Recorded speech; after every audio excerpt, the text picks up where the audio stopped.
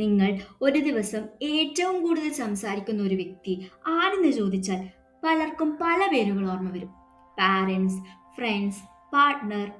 പക്ഷെ അവരോടൊന്നുമല്ല നമ്മൾ ഏറ്റവും കൂടുതൽ സംസാരിക്കുന്നത്, നമ്മളോട് തന്നെയാണ്.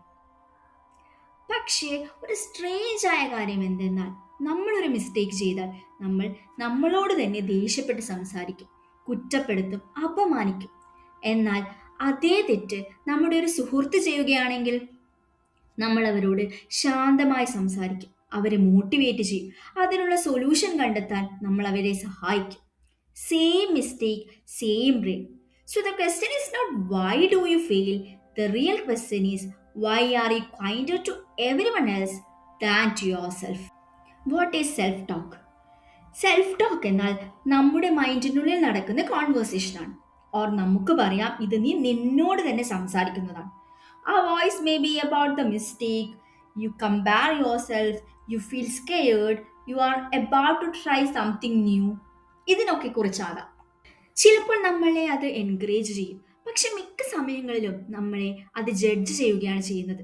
ആൻഡ് ആ വോയിസ് നമ്മളായി ഉണ്ടാക്കുന്നതല്ല, അത് നമ്മൾ കേൾക്കുന്ന വോയിസ് തന്നെയാണ്. From childhood, school, society, past failure, നമ്മൾ വൾണറബിൾ ആയ സമയങ്ങളിൽ ആളുകൾ നമ്മളോട് പറഞ്ഞ കാര്യങ്ങൾ തന്നെയാകാം അത്. അതൊന്നും നമ്മൾ കോൺഷ്യസ്ലി ചൂസ് ചെയ്യുന്നതല്ല, പക്ഷെ ബ്രെയിൻ അതിനെ ആക്സെപ്റ്റ് ചെയ്യും. And repetition turns into truth. Kind of self talk, inner critic. നമ്മെ നിരന്തരം ക്രിട്ടിസൈസ് ചെയ്തുകൊണ്ടിരിക്കുന്ന വോയിസ് ആണിത്. ഞാൻ എന്ത് ചെയ്താലും അത് എല്ലാം കുളമാകും. എന്തുകൊണ്ട് ഞാൻ ഇങ്ങനെ? എനിക്ക് എന്തുകൊണ്ട് ഒന്നും ചെയ്യാൻ സാധിക്കുന്നില്ല? ഇത്തരം വോയിസുകളാണിവ. The perfectionist. എല്ലാം പെർഫെക്ഷനോട് കൂടി ചെയ്യാൻ വേണ്ടിയുള്ള വോയിസ് ആണിത്. ആൻഡ് അവർ വിചാരിക്കുന്നത് ഇത് പെർഫെക്റ്റ് അല്ലെങ്കിൽ ഫെയിലിയർ ആണെന്നാണ്. ആൻഡ് അത് ഫുള്ളായി ചെയ്യാൻ പറ്റുന്നില്ല എങ്കിൽ ചെയ്യാതിരിക്കുന്നതാണ് നല്ലത് എന്ന്. പെർഫെക്ഷനിസം കോൺഫിഡൻസിൽ നിന്ന് വരുന്നതല്ല, അത് മോസ്റ്റ്ലി ഫിയർ വഴി വരുന്നതാണ്.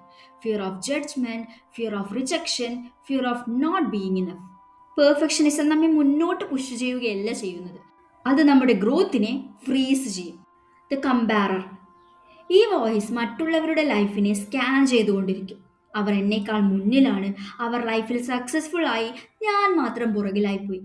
പക്ഷെ കമ്പാരിസൺ നമ്മുടെ നെർവസ് സിസ്റ്റത്തിൽ നിന്നും സേഫ്റ്റി റിമൂവ് ചെയ്യുന്നു. ആൻഡ് സേഫ് ഫീൽ ചെയ്യാത്ത ബ്രെയിനിന് ക്ലിയർലി തിങ്ക് ചെയ്യാൻ സാധിക്കില്ല. Fortune teller. ഈ വോയിസ് നമ്മുടെ വേഴ്സ്റ്റ് ഫ്യൂച്ചറിനെ പ്രിഡിക്റ്റ് ചെയ്യും.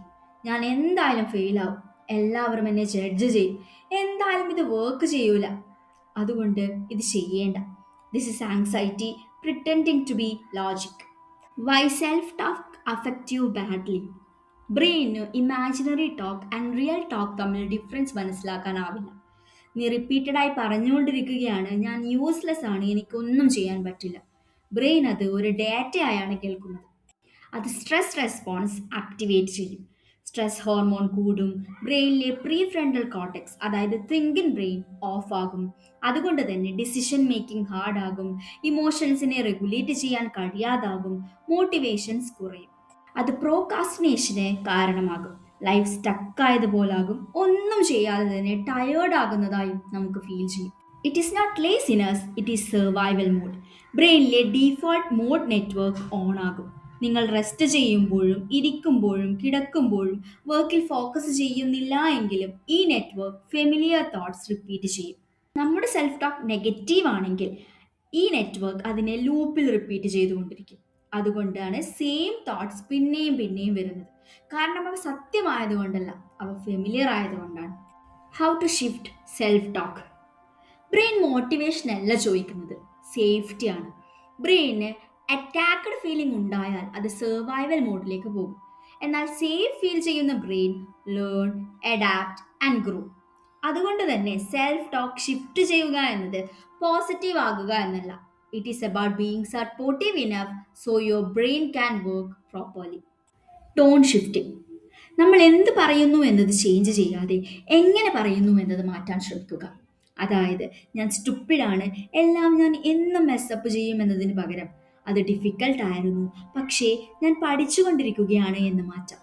നീ തെറ്റല്ല പറയുന്നത്, റെസ്പോൺസിബിലിറ്റിയിൽ നിന്നും എസ്കേപ്പ് ആവുകയുമല്ല ചെയ്യുന്നത്. നീ നിന്റെ ലാംഗ്വേജിൽ നിന്നും വയലൻസിനെ മാറ്റുക മാത്രമാണ് ചെയ്യുന്നത്. Your nervous system listen to tone before it listen to words. Talk to yourself like a friend. നീ നിന്റെ ഒരു ഫ്രണ്ടിനെ ചിന്തിക്കൂ. അവൻ എന്തെങ്കിലും കാര്യത്തിൽ ഫെയിൽ ആയാൽ നീ ഒരു യൂസ്ലെസ് ആണ്, അതുകൊണ്ടാണ് ഫെയിൽ ആയത് എന്ന് പറയില്ല. മറിച്ച് ഇത് സാരമില്ല, നമുക്കിനി എന്ത് ചെയ്യാൻ നോക്കാം എന്ന് പറയും. ഈ സെയിം കാര്യം തന്നെ നിന്നോടും ചെയ്യാം. And it works. Self support clarity create ചെയ്യും. And self attack fear create ചെയ്യും. ആൻഡ് നമുക്കറിയാം, ഫിയർ ഒരിക്കലും ഒരു നല്ല ലൈഫ് ഉണ്ടാക്കില്ല. Perspective switch. ലൈഫിൽ എന്തെങ്കിലും തെറ്റായി നടന്നാൽ നമ്മുടെ മൈൻഡ് ഫുൾ സ്റ്റോറി തന്നെ നമുക്കെതിരെ ഉണ്ടാക്കും. എന്നാൽ നമ്മുടെ പേഴ്സ്പെക്റ്റീവ് സ്വിച്ച് ചെയ്യുന്നത് വഴി ഇത് ഹോൾ ലൈഫ് അല്ല, ജസ്റ്റ് ഒരു മൊമെന്റ് മാത്രമാണ് എന്ന് നമുക്ക് കരുതാൻ സാധിക്കും. അത് നമ്മുടെ സെയിം സിറ്റുവേഷനെ ലെസ് സഫറിങ് ആക്കും. ഒരു മിസ്റ്റേക്ക് എന്നത് നിന്റെ ഐഡന്റിറ്റി അല്ല. ഒരു മോശം ദിവസം നിന്റെ എൻറ്റയർ ലൈഫുമല്ല. Self tense. എന്ത് സിറ്റുവേഷൻ വന്നാലും എനിക്കെതിരെ ഞാൻ സംസാരിക്കില്ല, അത് മാത്രം മതി. നിന്നെ പുകഴ്ത്തുകയോ നീ കോൺഫിഡൻ്റ് ആയി ഫീൽ ചെയ്യുകയോ ഒന്നും വേണ്ട. നീ നിന്നെ ഉപേക്ഷിക്കാതിരുന്നാൽ മാത്രം മതി. Just say I made a mistake and I am still here for myself. No one grows when they feel alone inside. What happens when self talk shift? Self talk സപ്പോർട്ടീവായി മാറിയാൽ സ്ട്രെസ് ഹോർമോൺ കുറയും, oxytocin increase ചെയ്യും, ബ്രെയിനിലെ prefrontal cortex active ആകും. അതുവഴി നിനക്ക് ക്ലിയറായി ഓരോ സിറ്റുവേഷൻ അനുസരിച്ച് ചിന്തിക്കാൻ സാധിക്കും. ഇമോഷൻസ് കറക്റ്റായി റെഗുലേറ്റ് ചെയ്യാൻ സാധിക്കും. കറക്റ്റ് ഡിസിഷൻ കറക്റ്റ് ടൈമിൽ എടുക്കാനുള്ള കഴിവും ലഭിക്കും. സെൽഫ് ടോക്ക് നിനക്ക് ഒരു ദിവസം കൊണ്ട് ചേഞ്ച് ചെയ്യാൻ സാധിക്കില്ല. അതിന് വർഷങ്ങളുടെ പഴക്കമുണ്ടാകാം. They learn to survive, not to harm you. അതിനെ നോട്ടീസ് ചെയ്യാം. അതിനെതിരെ ഫൈറ്റ് ചെയ്യാതെ സ്ലോലി ഷിഫ്റ്റ് ചെയ്യാൻ ശ്രമിക്കാം. ഈ വീഡിയോ ഹെൽപ്ഫുൾ ആയി തോന്നിയാൽ നിന്റെ ഫ്രണ്ട്സുമായും ഫാമിലി മെമ്പേഴ്സുമായും ഷെയർ ചെയ്യാം. We will continue this journey together. See you in the next video.